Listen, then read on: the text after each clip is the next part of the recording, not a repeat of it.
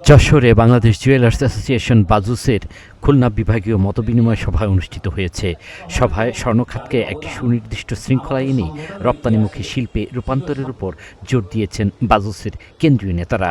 ৩১ জুলাই শুক্রবার দুপুর ১২টায় যশোরের ওরিয়ন হোটেল চত্বরে এ মতবিনিময় সভা অনুষ্ঠিত হয়।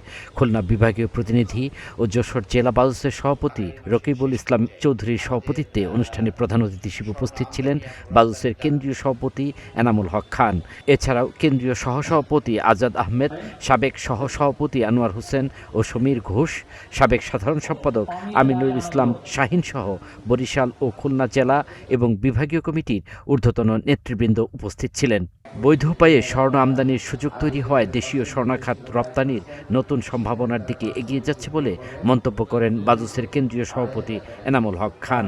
এই বাজেটে সরকারের কাছে যা দাবি করেছিলাম এই সেক্টরটাকে একটি ফর্মালাইজ করার জন্য, এই সেক্টরটাকে একটা শৃঙ্খলায় আনার জন্য এবং এক্সপোর্টের দুয়ার যাতে উন্মোচিত হয় তার জন্য আমরা সরকারের কাছে আবেদন করেছিলাম।